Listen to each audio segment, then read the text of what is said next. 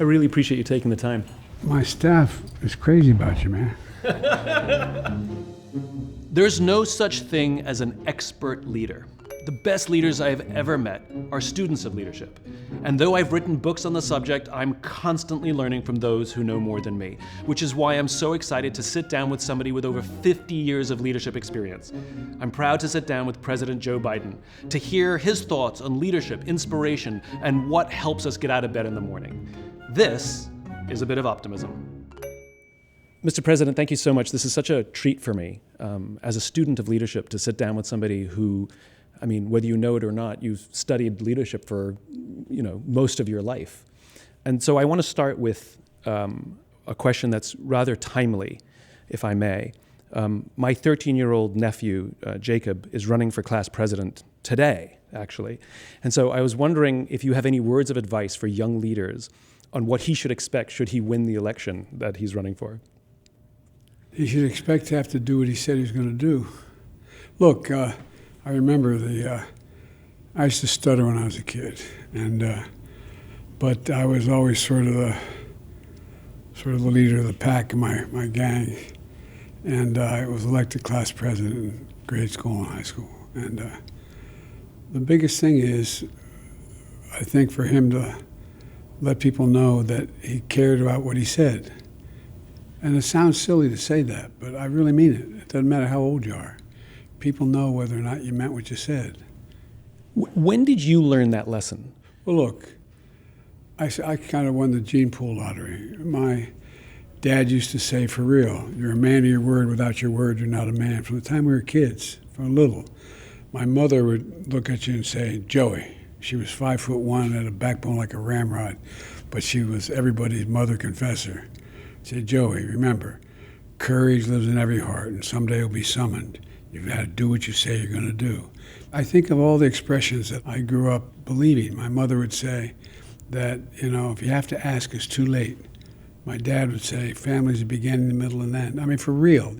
If you ask any of my friends I grew up with, they can quote my mom and my dad and my grandfather and others. So it was all about just, I know it sounds silly, but my dad's favorite word was dignity. He'd say, you got to treat everyone with dignity. Everyone's entitled to be treated with dignity no matter who they are. And people can know it, they sense it, they feel it, they can taste it. You say you won the genetic lottery, but it sounds like you won the lottery for parents. Well, that's what I meant. The genes of your parents, not yours. Oh, no, not me. Not me. But, I was fortunate that I had the benefit of a family that we were middle class, we didn't have any money, but it was all about how you treat everybody. And, I remember when I was a young senator, I met my dad at the Hotel DuPont, which was a 4-star restaurant at the time. He was in town for business. He ran an automobile agency. And I remember coming down the elevator, and the chairman of the board of the DuPont company came down. And my father said hello, said hi, that was all, just nice. Then he walked over to the shoe shine guy, and he talked to him. I said, Dad, why is that? I said, everybody deserves to be treated with dignity. That was my father, I mean, for real, not a joke. These are the stories that I've heard about you that I think most people don't realize because they generally happen off camera, which is you come in and say hi to the guy setting up the teleprompter. And I mean, it's nice to know that if your parents could see you now, that you're still doing the things that your dad taught you when you went over to the shoe shine guy. Well, look, I mean, my mother say, remember, Joey, no one's better than you. You're no better than anybody else. You're the same as everybody. You got to treat people with respect. And look, I mean, maybe if I had come from a different circumstance, we were the guys that would be, figuratively speaking, holding the teleprompter.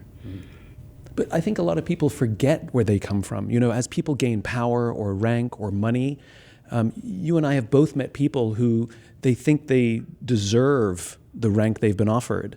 And I'm so curious because we both know that humility and remembering where you come from is essential. How do you stay so grounded? You're the president of the United States. They call you the leader of the free world, and yet how do you maintain the humility that you remember where you come from? Oh, it's easy. Easy, maybe humble. Look, My staff jokes with me. The first 2 years I was president, about the end of the day, they'd play Hail to the Chief, and I'd literally wonder, where the hell is he? You know? The people I grew up with were the people that I knew and liked the most, were people who just looking for a shot, just looking for an even shot. There weren't a whole lot of folks that I hung out with that were very entitled. You stayed friends with a lot of your childhood friends, and I understand that, I think it was last week, you went to a funeral for a childhood friend. Again, I can only imagine your schedule, and that you took the time to go to the funeral of a childhood friend. He's one of my oldest friends. We go back to being at St. Paul's grade school in Scranton, Pennsylvania, when I was in kindergarten. And we stayed friends throughout our entire lives, over 70 years. And how could you not go? And it was important to go for another reason. Because I'm president, it's important for his family to know that it didn't matter. That Tommy was still one of my best friends. He was smarter than I was. He was faster than I was. He was just a friend. It's a lucky man, a woman that has a really, truly good friend. I'm loyal my whole life. You talk about friendship, and one of the things that I've sort of come to see is that there's an entire industry that's trying to help us be better leaders, an entire industry that tries to help us be better parents, an entire industry that teaches us how to eat better or exercise better, but there's precious little that teaches us actually how to be friends. And I think most people think they're good friends, but if you peel the onion just a little bit, I think most people actually could be better. For example, do we cancel on work for a friend, or do we cancel a friend for work? And we usually cancel on our friends because, our friends will understand. And yet here you are. I think you set a remarkable example that you clear schedule and travel to go to the funeral of a childhood friend. I know that for you it seems normal and natural, but it's actually becoming something that people are struggling with. It's a dying art, how to be a friend. Look, I have an advantage. I'm president of the United States.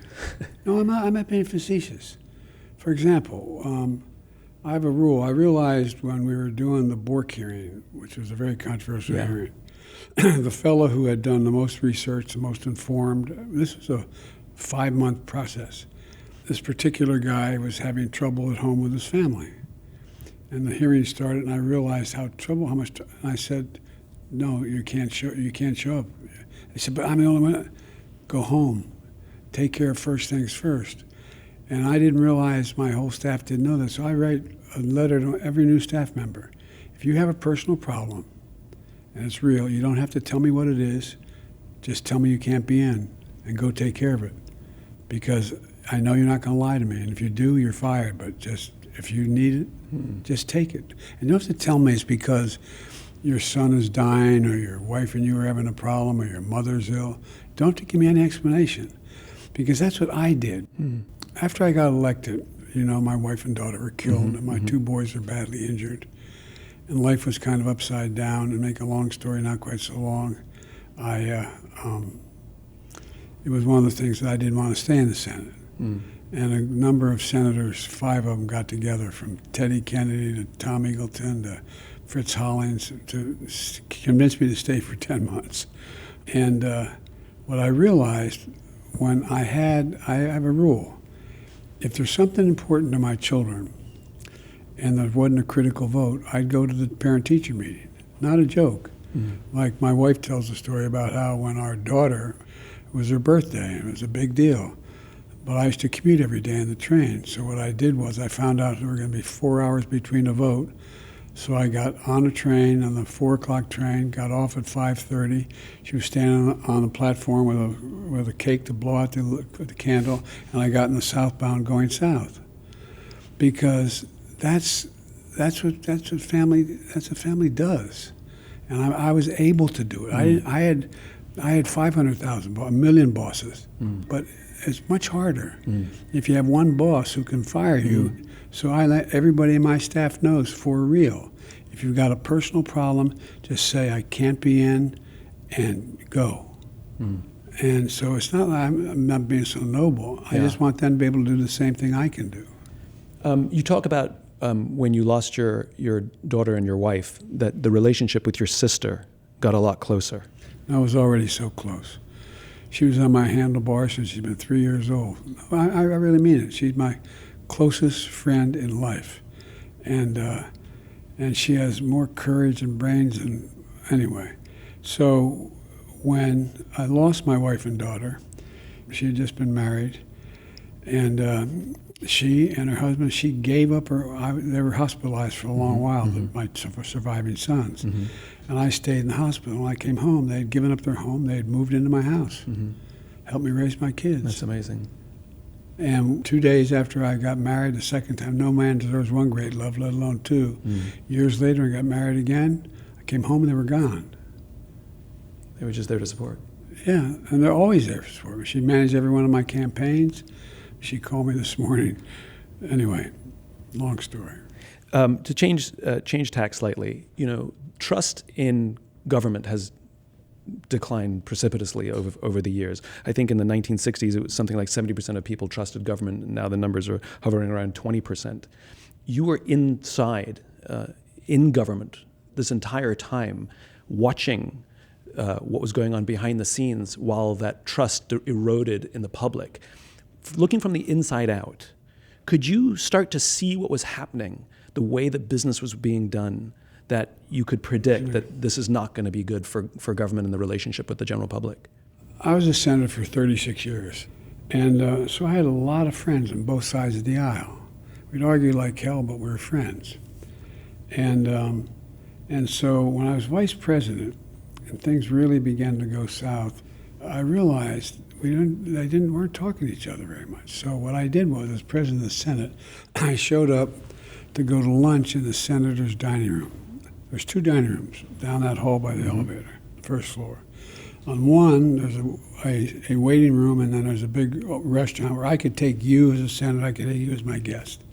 There's another one to the left is a room that is, you walk in, there's a big archway at the other end, 2 large tables that can seat, I guess, 15, 20 people at each table with a buffet. Only senators allowed in there. And so what happened was I learned from Teddy Kennedy, used to come, he was a great friend. He really helped me out, the whole family did, emotionally helped me out. And Teddy used to come by and say, come on, at the beginning, go to lunch with me, Joe. I said, I don't want to go to lunch. So finally one day he came to the office about 8 months in and said, you're going to lunch with me, damn it. So I got up and went over and he said, just sit and listen. You'll learn more sitting and listening to these guys. And he was right, because when you learn that a man has a son that has a drug problem, or his wife has breast cancer, or he just lost his mother, or it's hard to really dislike him. You get to know him a little bit. We used to travel together on foreign trips with our family, our wives with us, and you get to know one another. You can disagree like hell, but you don't hate them. You don't cast aspersions on them. And so I got on pretty well with most senators on both sides of the aisle. And so when I was vice president, I could feel things were going bad. A lot of just things that never were said before to people, one another. So I went over to have lunch in the Senate because I knew a lot of these guys. There's no place you can have lunch anymore. Oh, really? I walk in, there's just armchairs, couches. Can't, if you're a Republican and I'm a Democrat, no place we can go to eat unless it's one of our offices. Yeah. But there used to be 20, 25 senators, both parties, in one large room. And we got to know each other. And so it just, people don't talk. It's easier to really dislike someone and ascribe the worst characteristic to them when you don't know anything about them. Yeah. And that's what's happened. Did it really start when congressmen and senators used to move to D.C. if they got elected, move their families to D.C.? They all went to, PTA meetings together and baseball games together, and then that stopped. People live on their couches now, or they get a temporary apartment. Was it because they weren't hanging out, after work? It's really important, I think, in public life to understand where the other guy's coming from. Yeah. So, for example, it's one thing to have a policy position on manufacturing when you're from a manufacturing state. Another thing if you come from a farming state. Well, you got to understand where the guy's from, why he has limitations, why he ran on things that are different than what you think. Because we're 50 different states. And we don't seem to do that anymore. We don't seem to understand the other guy. For example, John McCain. John McCain, after he came back as a prisoner of war, came to work for the Senate as a military attaché, helping senators when they traveled abroad. There were 5 of them. We became really good friends. We traveled a couple 100,000 miles together. He'd come to my home. His second wife, I introduced him to. We were stopped in Hawaii on the way to Japan, and I could tell he really liked this woman who was the admiral's daughter. And I said, "Yeah." And so I went up and I introduced myself to her. And You were John McCain's wingman? I sure was, that one. But John and we argued like hell. Yeah. But we were friends. We never attacked one another's character. Yeah. And it really matters. As you're talking about it, the thought that's going through my mind that actually kind of makes me a little bit sad is that, we follow our leaders. Kids, model themselves after their parents, and we model ourselves after our leaders. And all the way up to President of the United States, you can actually dictate some of the behaviors of the nation. And, if I look at sort of the state of America right now, we don't like to listen to people who don't look like us, sound like us, who have different political views than us. And I thought that politicians were a reflection of us, but now I'm starting to hear from you that we're a reflection of our politicians, that they were the ones who stopped reaching across the aisle. I wasn't going to run again after my son died. Yeah. And he died in 2015, Memorial Day. And I was going to write another book on the inflection points in world history. I think the things that happened in a relatively short period of time since the 1500s determine what it looks like for the next 6, 7 generations. For example, the idea that Europe would ever been united without Gutenberg's printing press wouldn't have happened. Look at and look what's happening now. Where do you go for the truth? And look what's going to happen with artificial intelligence. Yeah. Someone sent me on my iPhone. I'm making a speech makes me sound like a fascist. Yeah. I couldn't tell it wasn't me. Yeah. Looking at it, I could not tell. So we have to figure out how we're going to deal with the significant, let me put it this way, the number of people that get their news from mainstream media is de minimis. Yeah. And the mainstream media, there are no editors anymore. Nobody's saying you can't print that. That's not true. Everybody's looking for a click. Yeah. And I'm not being critical because that's how they get paid. Well, it's a misaligned incentive structure, isn't it? Yeah, sure. It's personal gain from what I can say, and when that gets screwed up, integrity is sacrificed pretty quickly. Yeah, and so, for example, the stuff that people are saying now about Kamala, they're just making it up. Yeah. I think it's getting harder because I really am worried. I've made 3 major speeches on my concern about the future of democracy in America. I mean, it's really very, very difficult. If you say it enough, people believe it. So if you have one source of news that already has a determination of outcome, you're going to hear the same thing 1,000 times. You hear it enough, you begin to believe it. Yeah. You as a leader, I mean, I can imagine when you were elected 29 years old, you show up in the Senate, I mean, starry-eyed and, there's some sort of disbelief. And you weren't the leader then that you are now. I'm sure you've grown. How did the Senate help you grow? Well, look, when I showed up in the Senate right after the accident, there was nothing starry-eyed about any of it. I mean, I didn't enter the Senate happy and excited, and I only agreed to stay for a while. Senator Mansfield, who had a great deal of integrity, he used to tell me that it's always appropriate to question another man's judgment, but never his motive. You don't know what their motive is. And one of the rules I've kept, and that's why I think I've been relatively successful. But the point is, relatively, that only relatively. I'm being facetious. You're president of the United States. I think it's worked out okay. I kept thinking about what would my family want of me. Yeah. I was lucky. I had some real mentors who looked out for me. And so it wasn't I was starry-eyed. I didn't want to stay. I would always walk into the Senate, walk on the last, after 5 o'clock, go up to the the Secretary of the Senate and say, how many more votes? So I knew when to catch a train to go home, to be with my kids. There's a line in the musical Hamilton, in the room where it happens, or you there in the room where it happens. You have met a lot of world leaders over the course of your political career, and you've had a lot of private conversations with leaders who are friends of our nation, and sometimes with leaders who there's tension between our nations. Is there a common thread that you have found when you go into these meetings? What actually happens in those meetings? Well, I was the second youngest senator in history, and I'm the oldest president in history.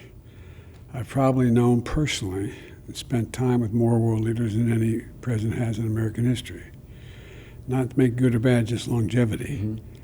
And you know an awful lot about the positions of these folks before you go in. Mm-hmm. And one of the things I find, no matter what it is being straightforward is always the best bet.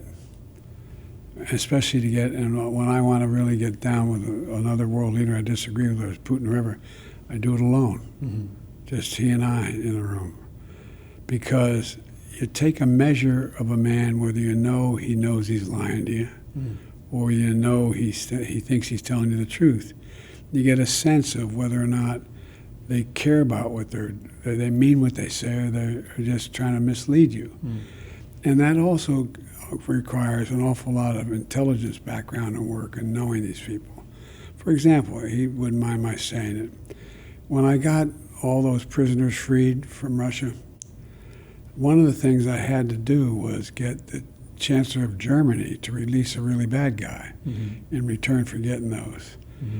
And I trust him, I know him, and I knew it was a hard call. He saw my wife at the Olympics, and he said, the only reason I did it is I trust Joe. I did it for Joe. I used to drive Barack crazy because we'd start every day together at 9 o'clock in the Oval Office.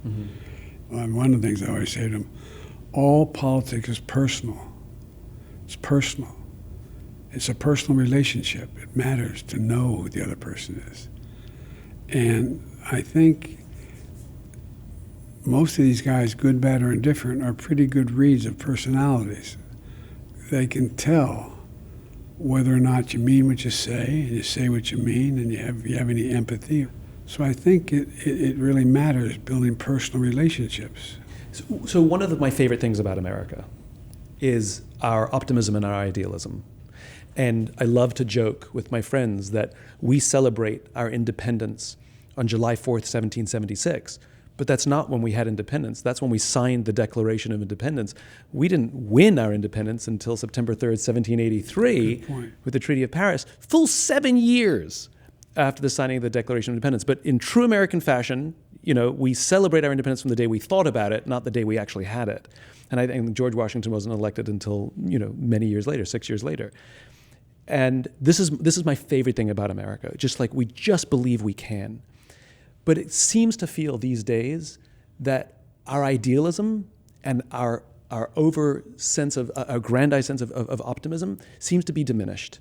And it seems that our leaders in politics, they don't talk about world peace anymore. They don't talk about big ideas. A lot of it is small. A lot of it's wins and losses and taking the win and making sure the other guy had lost. Is that true? Do you think that that we've lost our idealism maybe since the fall of the Berlin Wall? And if so, what do we do to get it back? I haven't lost my idealism. I end all my speeches by pointing out there's not a damn thing America can't do if we do it together. Nothing. And I believe that. Not a damn thing. Not a single solitary thing. And if you notice, I get criticized. For example, I put together a peace plan for Israel and the Gaza. I got it adopted by the entire UN Security Council, all of our NATO allies. People said, and I get asked by the press, understandably or cynical, saying, what makes you think you can make it work? You got that done, but what's going to happen? But we continue to work on it. We continue every day to plow away at deciding to try to change the dynamic and change the leadership in other places as well. I think we're the only country in the history of the world that has come out of every crisis stronger than we went into the crisis. I mean that sincerely. Like, for example, I spent more time with Xi Jinping than any world leader has. And I was in China with him. He turned to me and he said, "Can you define America for me?" I said, "Yes, in one word," and I meant it. So what's that? I said, possibilities. We think anything's possible. You said we can achieve anything if we work together. The problem is, this goes back to the beginning of our conversation, is we're not very good at together anymore. Well, guess what? Remember they told me I could never get the plan done for infrastructure. I got $1,300,000,000, $300 million. They told me I couldn't get the veterans benefits done. Yeah.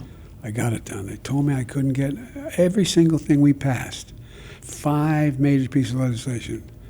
And we're now in a situation where we have where our economy is the strongest economy in the world.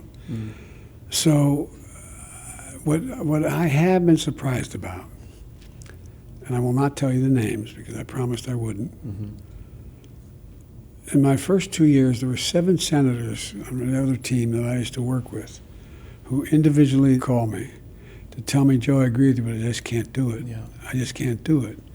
What surprises me is, what is it that's changed in terms of the kind of, I know they don't agree with this MAGA malarkey, but why? What kind of threat does Trump have holding over these people? For example, the border. We worked for 4 damn weeks a month to work out a deal on the border with one of the most conservative senators in the United States Senate.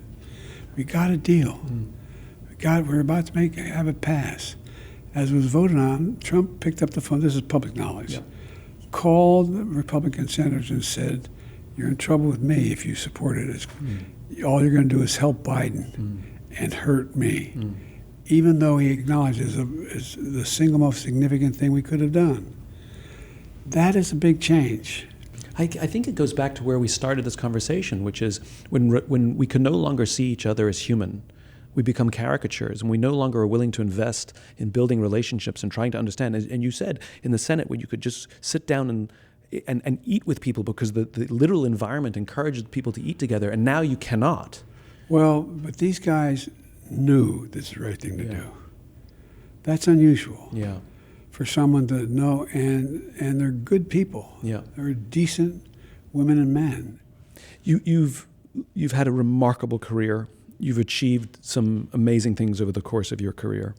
I'm curious, was there one thing, one project, one piece of legislation, it doesn't even matter if it was successful, but something that you've worked on, something specific that you've worked on over the course of the entire career that you loved being a part of that process? And if everything you worked on your entire career was like this one thing, you'd be the happiest person alive. The Violence Against Women Act. Say more. Well, at the time I started to talk about it, as chairman of the Judiciary Committee, I had done a lot of research on it. And people said, you can't do this. And even people who thought it was unfair, thought it was interfering. I was going to break up families. And I just kept at it for 2 years. And I wrote it with, as my daughter would say, with my own paw. And it's the most significant thing that I've ever done, because I'm in the view that there's not a damn thing in the world that a man can do that a woman can't do.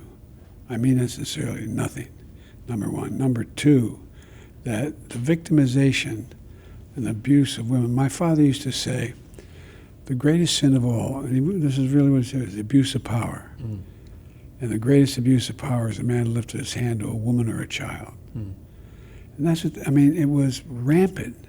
But we made so much progress, changed so many lives, given people hope, and saved the children of those circumstances. So let me push you a little bit, which is, you've done amazing things. What is it about this specific act, the violence against women, that stands out amongst all the other remarkable things that you could have talked about? Because there were so many people, millions of women, who were in a situation where they couldn't get out.